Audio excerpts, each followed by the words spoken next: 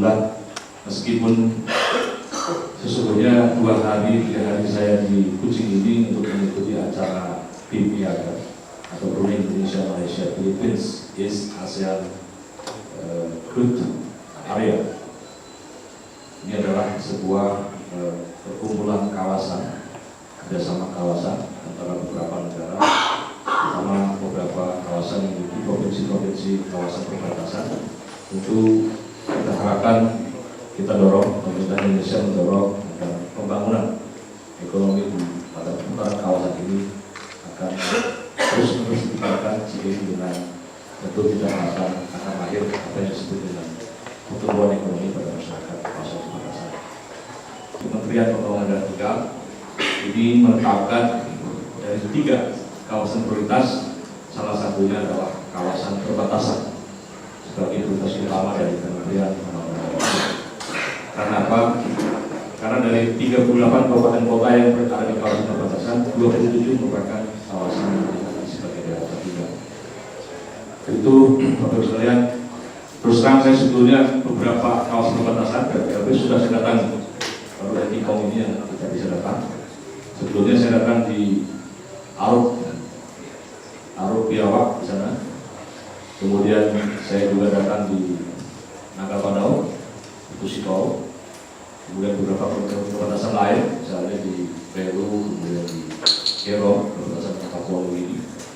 Dan insya Allah memang kita akan jadwalkan sampai bulan 11 ini akan datang ke khusus Sangkau ini untuk melihat langsung sekaligus meresmikan berbagai macam program infrastruktur bagi daerah-daerah perbatasan. Itu Bapak sekalian,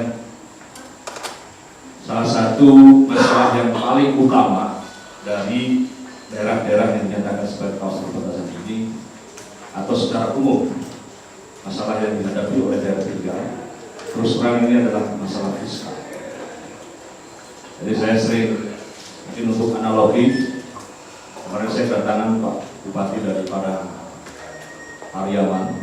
Mereka menyampaikan kepada saya, Pak Menteri, DAO kami itu 415 miliar, Pak.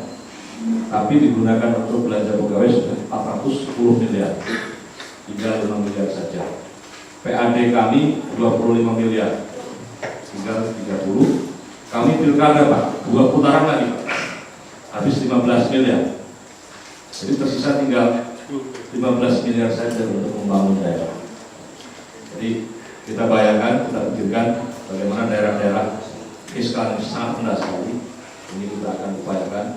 Bahkan alhamdulillah saya di dalam waktu sebelum setahun ini kemarin telah melakukan berbagai macam langkah-langkah yang kita usulkan kepada Kementerian Keuangan. Waktu itu menterinya masih Ibu Sri Mulyani. Saya sampaikan ke Bu Menteri, Bu, masalah yang paling fundamental dari daerah tinggal ini adalah fiskal. Untuk itu kita harus kelola kembali, misalnya formula penghitungan scoring, penghitungan terhadap dana transfer ke daerah, itu dana perimbangan pusat daerah dan antar daerah, agar betul-betul memberikan kebijakan afirmatif kepada daerah tertinggal.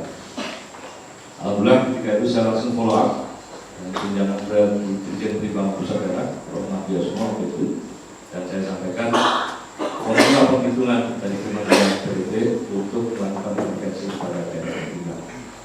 Dan insya Allah Pak, insya Allah tahun 2011 ini Pak, 2011 ini adalah awal di mana penghitungan DAK kita akan lebih memprioritaskan daerah-daerah tertinggal. Dan lebih khusus adalah daerah-daerah di kawasan perbatasan.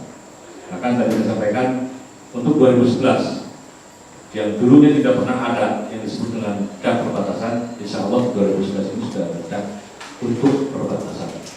Jumlahnya lumayan Pak, ada 100 miliar. Meskipun masih dibutuhkan untuk 9 kabupaten, tapi kita akan melihat nanti dari tahun ke tahun upaya kita untuk melakukan proses percepatan untuk pementasan daerah tertinggal.